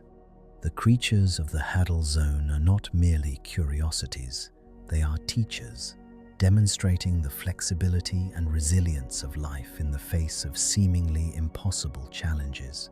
On the morning of January 23rd, 1960, two men sealed themselves inside a steel sphere, barely large enough to contain them, and began a descent that would take them farther from the surface of the Earth than any human being had ever traveled. Their vessel was the Trieste, a bathyscaphe designed by the Swiss physicist Auguste Piccard and piloted by his son Jacques, accompanied by United States Navy Lieutenant Don Walsh. Their destination was the Challenger Deep, a name that had existed on nautical charts for over 80 years, but that no human eye had ever witnessed directly. In the hours that followed, they would touch the bottom of the world and return to tell the story, inaugurating an era of deep-sea exploration that continues to this day. The Trieste was not a submarine in the conventional sense. Submarines are designed to operate at relatively shallow depths, their hulls engineered to withstand pressures measured in tens of atmospheres, their mobility provided by propellers and ballast systems that allow them to navigate through the water column. The Trieste was something altogether different, a vehicle designed for one purpose only: to descend to the deepest point in the ocean and return safely to the surface. Its design reflected the extraordinary challenges of this mission and the ingenuity required to overcome them. The heart of the Trieste was its pressure hull, a sphere of forged steel manufactured by the Krupp Steel Works in Germany, with walls nearly 13 centimeters thick. This sphere, measuring just 2 meters in internal diameter, provided the only habitable space aboard the vessel, a cramped capsule in which Piccard and Walsh would spend nearly 9 hours during their historic dive. The sphere was designed to withstand external pressures exceeding 1,100 atmospheres, the crushing weight of nearly 11 kilometers of seawater pressing inward from every direction. At such pressures, any weakness in the structure, any flaw in the metal, any imperfection in the welds that joined the hemisphere together could result in catastrophic implosion. Above the pressure sphere, the Trieste carried a large float filled with gasoline, a liquid chosen for its buoyancy and its resistance to compression. Unlike air, which compresses dramatically under pressure, gasoline maintains nearly constant volume regardless of depth, providing consistent buoyancy throughout the descent and ascent. Iron shot pellets, held in hoppers by electromagnets, served as ballast, released gradually during the descent to control the rate of sinking and jettisoned rapidly at the bottom to initiate the return to the surface. The entire apparatus was slow, ungainly, and utterly incapable of horizontal movement, but it was engineered for one thing: survival at impossible depth. The descent began at 8:23 in the morning, local time, in the waters above the Challenger Deep. The Trieste sank slowly, its rate of descent limited by the need to equalize pressure gradually and by the inherent sluggishness of the gasoline float system. Pickard and Walsh watched through the single viewport, a truncated cone of plexiglass nearly 15 centimeters thick at its narrowest point, as the blue waters of the surface gave way to the twilight of the mesopelagic zone and then to the absolute darkness of the abyss. For hour after hour, they fell through blackness, their only illumination the instruments inside the sphere and the occasional flash of bioluminescence outside the viewport. At approximately 9,000 meters, disaster seemed imminent. A loud crack echoed through the pressure sphere, sharp and sudden, the sound of something breaking under the immense strain of the surrounding water.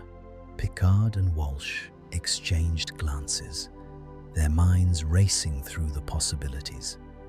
A breach in the pressure hull at this depth would be instantly fatal, the sphere imploding faster than human perception could register. But the sphere held. The crack, they would later determine, had originated not from the steel hull, but from the outer plexiglass viewport, which had developed a fracture under the mounting pressure. The inner viewport remained intact, the seal unbroken, and after a tense deliberation, the two men decided to continue the descent. At 1:56 in the afternoon, nearly 5 hours after leaving the surface, the Trieste touched bottom. The depth gauge registered 11,521 meters, later revised to 10,916 meters as measurement techniques improved. Pickard peered through the viewport and observed, to his astonishment, a flatfish resting on the sediment, proof that vertebrate life could exist even at the deepest point in the ocean. The two men remained on the bottom for approximately 20 minutes, limited by the need to conserve battery power for the ascent and by concerns about the cracked viewport. Then they released the ballast, and the Trieste began its long journey back to the surface, arriving 3 hours and 15 minutes later. The dive of the Trieste represented the culmination of decades of engineering development and the beginning of a new era in human exploration. For the first time, human beings had visited the deepest point on Earth, had witnessed with their own eyes an environment that had existed in complete isolation from the surface world for millions of years. The scientific return was modest, limited to visual observations and a few photographs, but the symbolic significance was immense. If humans could reach the bottom of the Mariana Trench, there was no environment on Earth that remained beyond our grasp. And yet, remarkably, more than 50 years would pass before another human being returned to the Challenger Deep. The technical challenges of Hadal exploration, the enormous expense of building and operating deep-diving submersibles, and the lack of obvious commercial or military applications combined to limit investment in deep ocean technology. Robotic vehicles, remotely operated and far cheaper to build and deploy than crude submersibles, became the preferred tools for deep-sea research.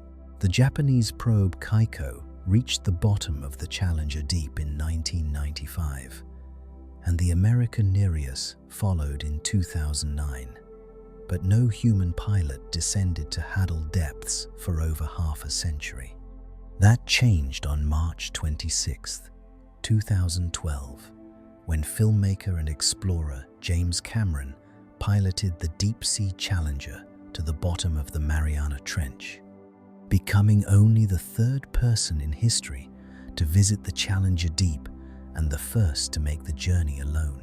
Cameron's dive was the product of 7 years of engineering development, a collaboration between the filmmaker's production company and a team of engineers, scientists, and deep-sea experts who designed and built a submersible unlike anything that had come before. The deep-sea Challenger departed radically from the design philosophy of the Trieste. Where the Trieste was wide and slow, the deep-sea Challenger was narrow and fast, a vertical torpedo designed for rapid descent and ascent. The pressure sphere, manufactured from a high-strength steel alloy, measured only 109 centimeters in internal diameter, barely large enough for a single occupant in a seated position. Cameron would spend the entire dive with his knees pressed against his chest, unable to stand or stretch, encased in a metal shell that offered little more room than a coffin. Below the pressure sphere, the deep-sea Challenger carried a foam-filled float made from glass microspheres suspended in epoxy resin, a material called syntactic foam that provided buoyancy without the risk of compression failure. Banks of lithium-ion batteries powered the vehicle's systems, including an array of LED lights and high-definition cameras designed to document the dive in unprecedented detail. Unlike the Trieste, which was essentially a free-falling weight, the deep-sea Challenger carried thrusters that allowed Cameron to maneuver horizontally along the seafloor, exploring a wider area than Piccard and Walsh had been able to observe. The descent took 2 hours and 36 minutes, far faster than the Trieste's 5-hour journey, the streamlined shape of the deep-sea Challenger slicing through the water column at a rate of over 100 meters per minute. Cameron reached a depth of 10,898 meters, slightly shallower than the Trieste's landing site due to variations in the topography of the Challenger deep. He spent approximately 3 hours on the bottom, longer than any previous visitor, collecting sediment samples with a hydraulic manipulator arm and filming the barren, silty landscape with cameras mounted on the exterior of the vehicle. The experience, Cameron would later describe, was one of profound isolation. At the bottom of the Mariana Trench, nearly 11 kilometers beneath the surface, he was farther from another human being than anyone in history had been while remaining on Earth. The crushing weight of the ocean surrounded him, held at bay only by the steel walls of the pressure sphere. The silence was absolute, broken only by the hum of the life support systems and the occasional creak of the hull adjusting to the immense pressure. For 3 hours, he was alone with the darkness and the sediment and the knowledge that a single failure in any of the vessel's systems would mean death beyond any possibility of rescue.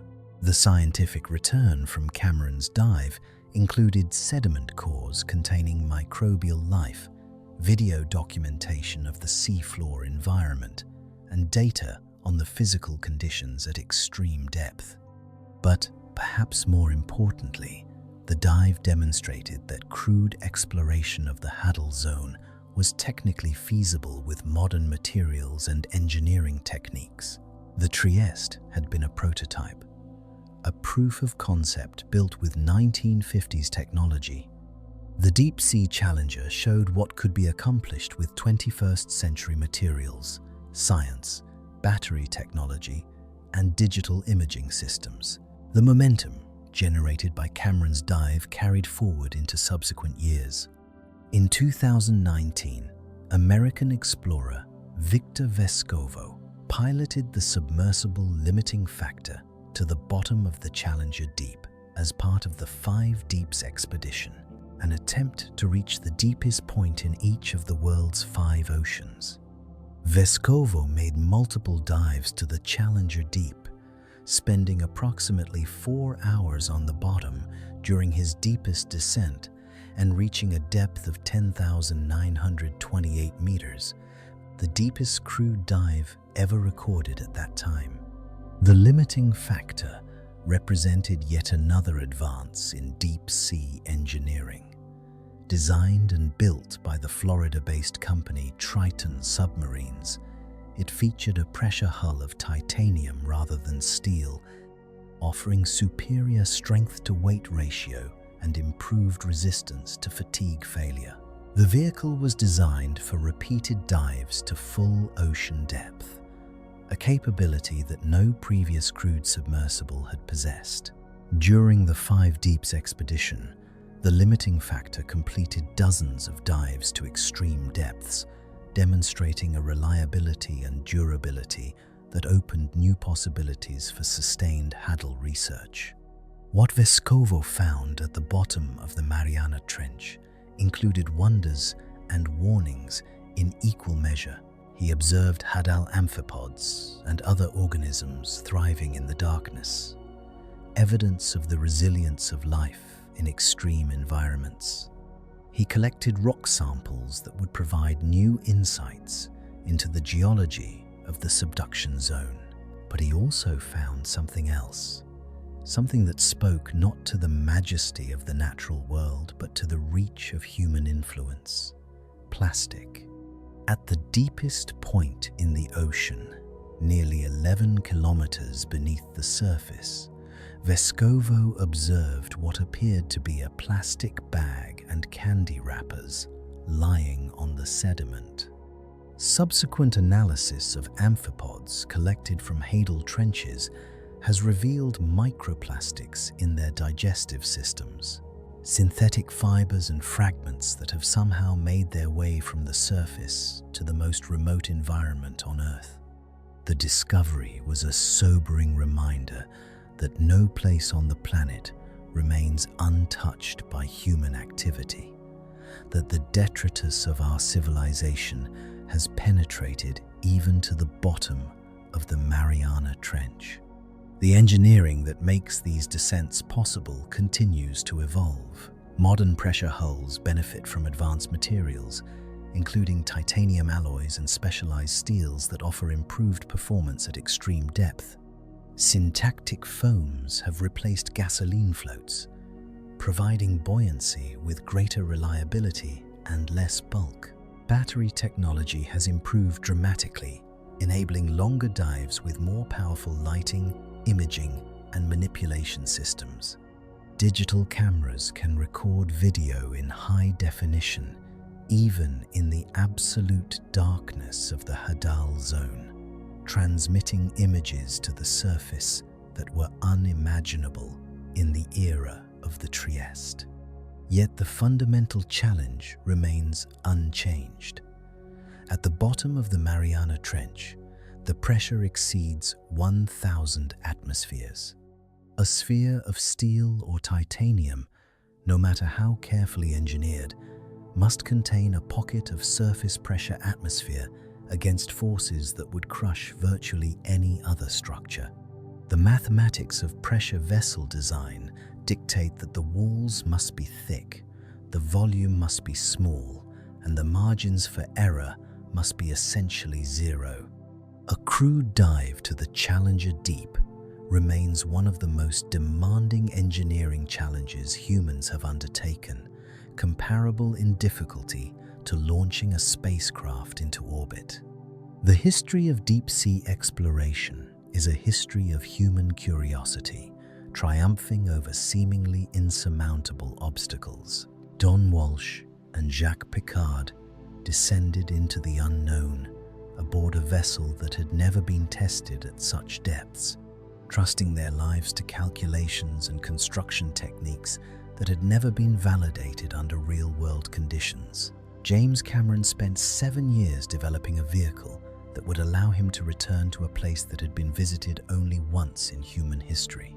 Victor Vescovo committed his personal fortune to building a submersible capable of reaching the bottom of every ocean on Earth.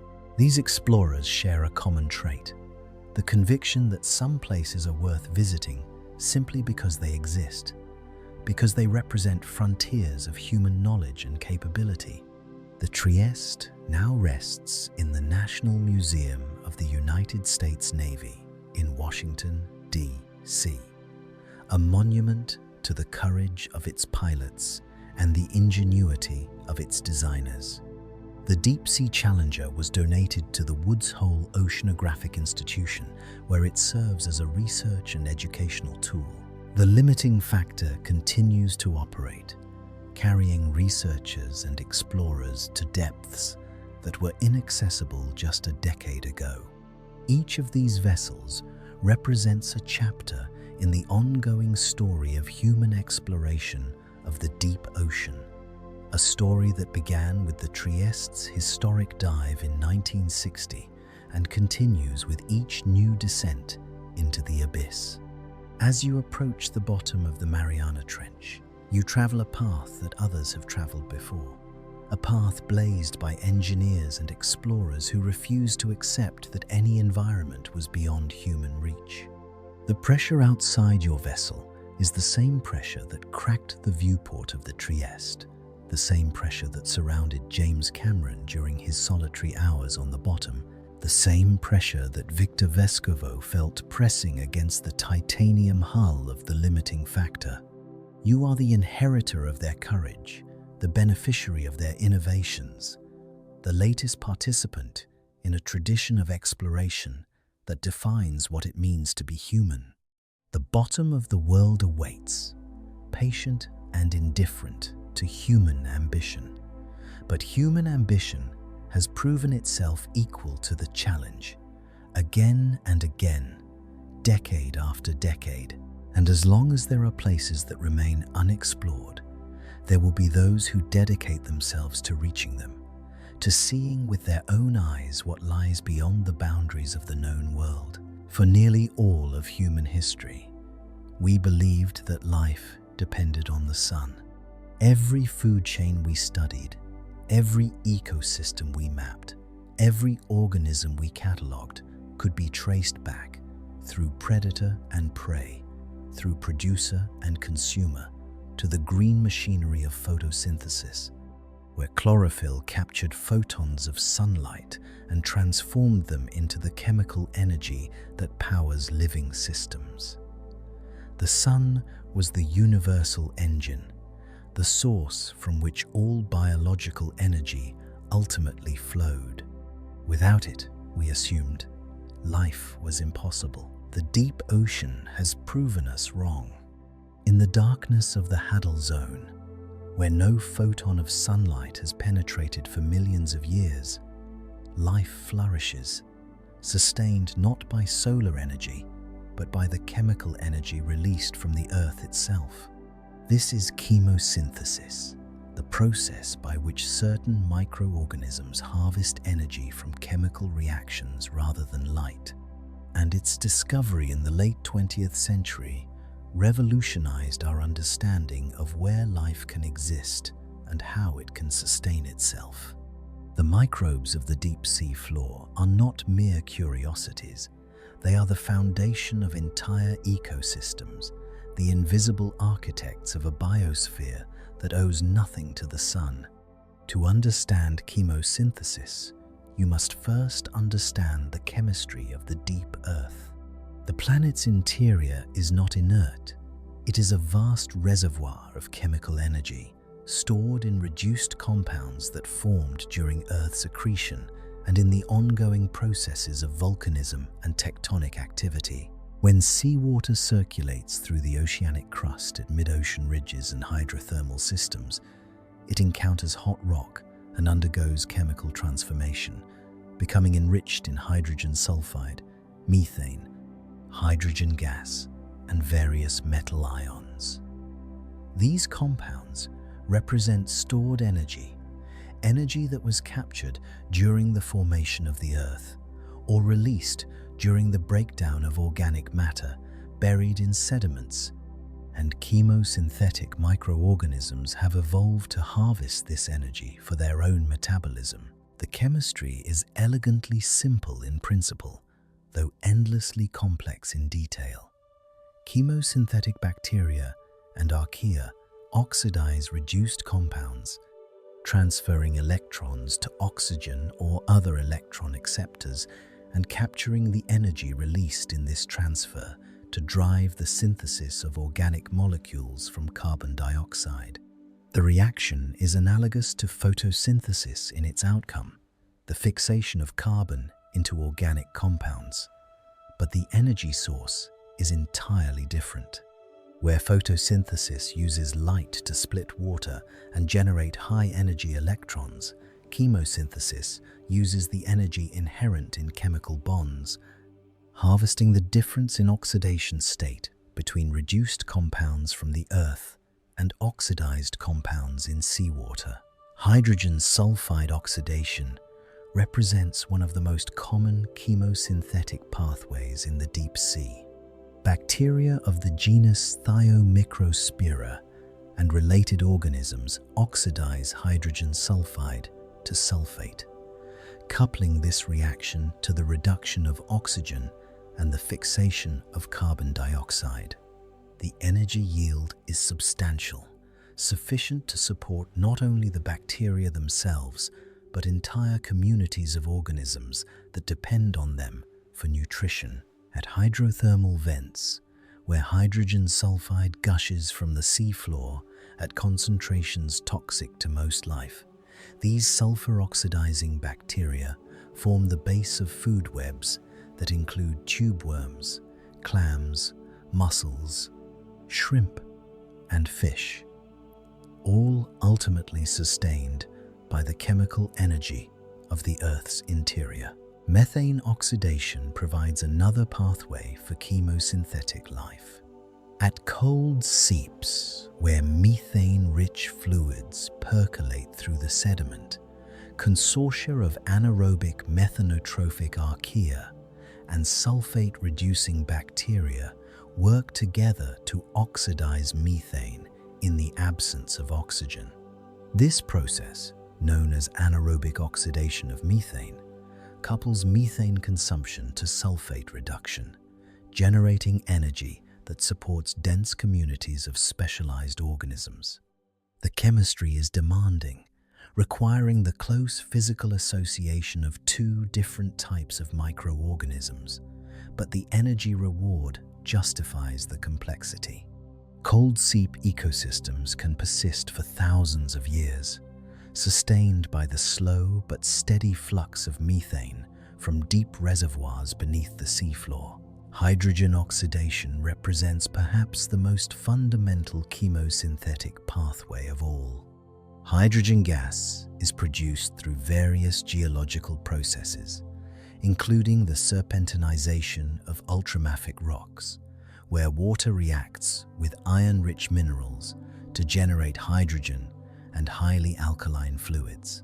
Certain bacteria and archaea can oxidize this hydrogen, coupling the reaction to carbon dioxide fixation through pathways that may resemble the earliest metabolic systems on Earth.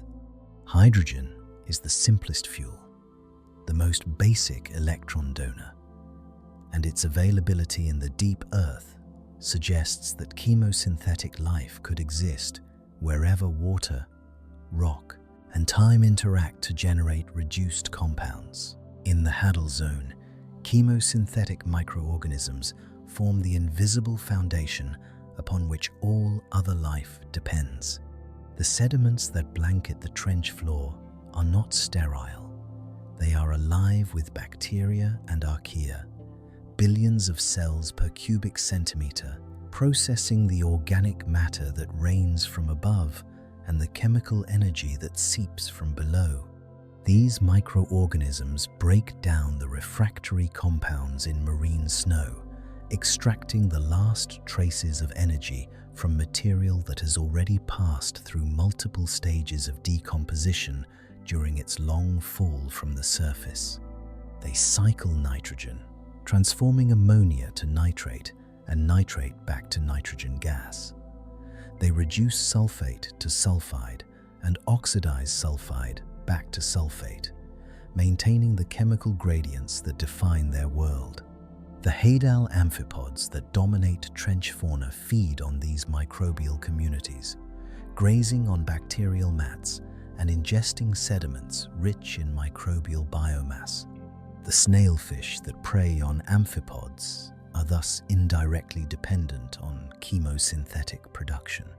Even the xenophyrophores, those giant single-celled organisms that construct tests from sediment particles, derive nutrition from the bacteria that coat their cytoplasmic extensions.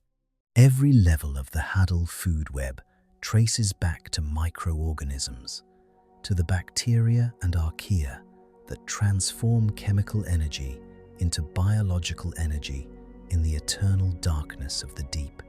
The microorganisms of the Hadal Zone are extremophiles, organisms adapted to conditions that would kill most life on Earth.